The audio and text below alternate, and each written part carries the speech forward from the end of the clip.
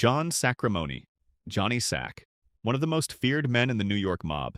And here he is, in a prison hospital. Oxygen tube in his nose, body eaten through by lung cancer. A man who spent 30 years being careful, measured, untouchable, reduced in the end to standing in federal court and pleading guilty. Now picture Tony Soprano, shot at point-blank range by his own uncle, hospitalized, the kind of wound that should have been the last page of the story. And then, somehow, he's back, running the crew, cheating on his wife, like the whole thing was a minor inconvenience.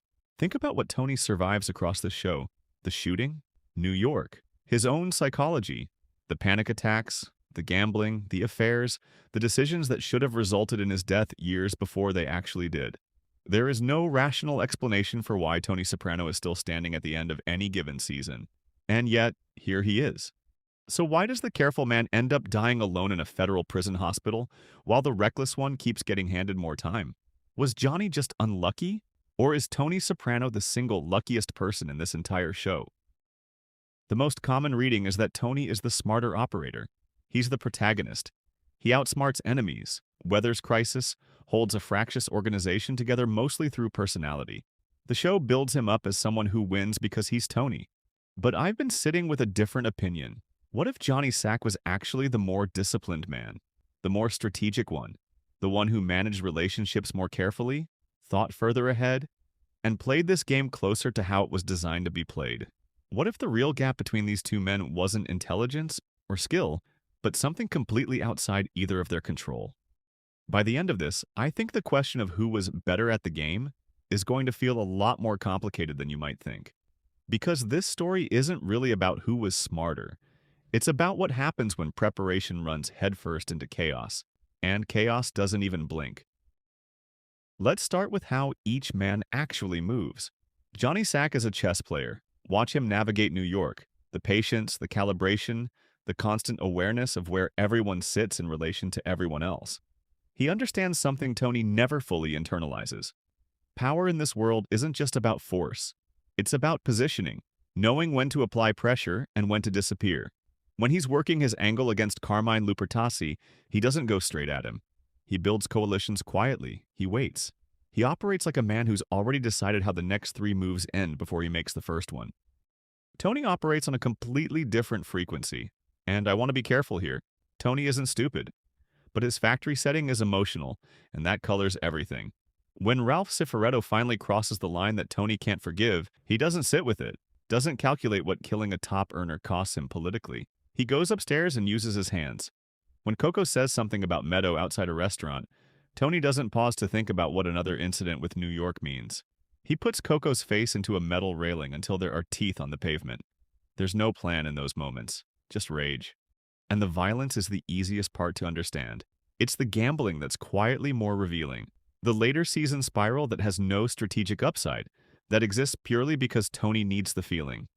Tony acts on instinct constantly, and what he's genuinely good at is the rationalization that comes after. He can always explain why the thing he just did was actually smart, but the instinct came first. And yet, how a man runs his crew is one thing. How he runs his marriage is something else entirely. Johnny Sack loves Ginny, not as a social performance, not because loyalty is required by some unwritten mob code. He just loves her, and nothing proves it quite like this one scene. Ralph makes a joke about Ginny's weight, a stupid, cruel, offhand comment, and Johnny Sack is ready to go to war over it. Not metaphorically. He wants Ralph dead. He is willing to burn down his relationship with New Jersey, compromise his standing, risk the whole political architecture he's built, because someone talked about his wife that way. Strategically, it's almost indefensible, but there's something in it that cuts through all the mob posturing. This is a man with a genuine interior life, someone who loves something real and will not let it be made small. Tony, on the other hand, his list of affairs isn't worth naming in full. Irina, Gloria, Valentina, and so on. What's worth noticing is that it's never really about desire. It's about Tony needing to feel some kind of power, or needing to escape his feelings and sex being the fastest available exit. He genuinely loves Carmela, I think, but there's always something Tony loves more, and that is getting what he wants. He always puts himself first. So here's the question.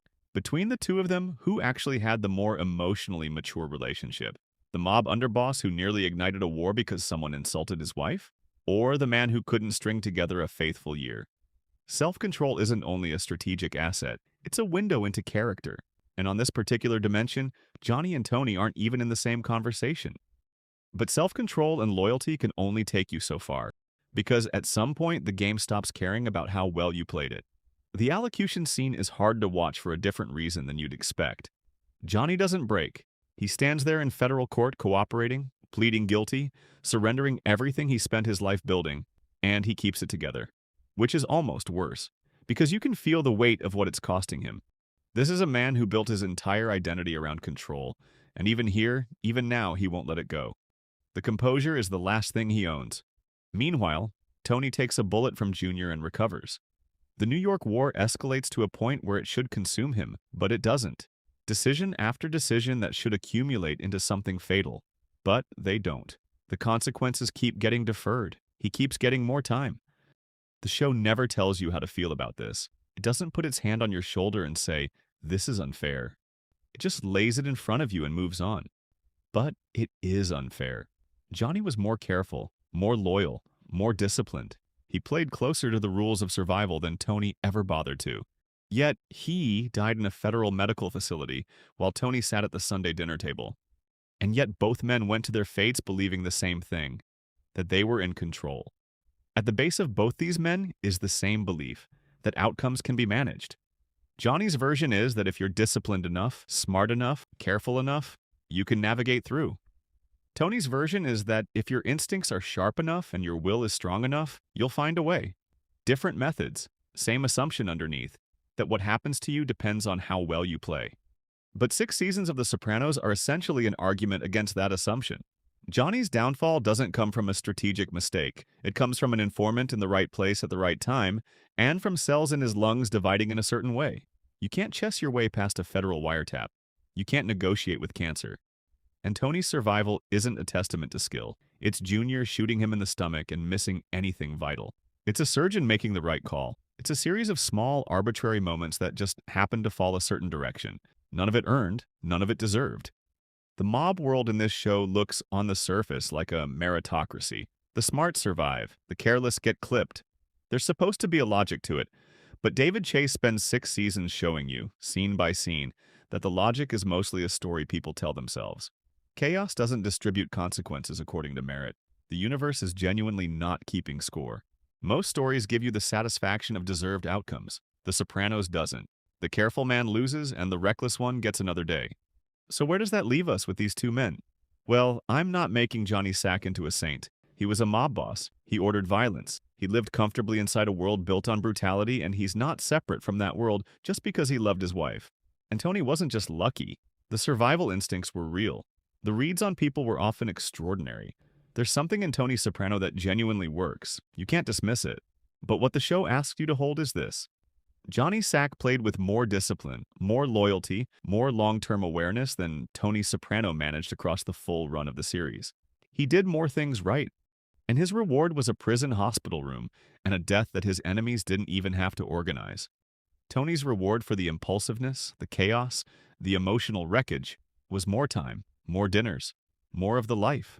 The Sopranos isn't a story about justice. It doesn't function like one. What it does is show you something true about how things sometimes actually go. Not the version where discipline is rewarded and recklessness punished, but the real version, where sometimes the checkers player outlasts the chess player.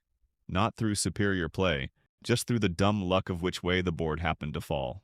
And maybe that's the reason Johnny Sack lingers, not because he was good, not because he was innocent, but because he was trying to be strategic and loyal and controlled in a world that was never going to honor any of that. And he proved, in the most final way possible, that sometimes doing everything right still isn't enough. So tell me, who do you think played the game better, Tony or Johnny? Drop it in the comments.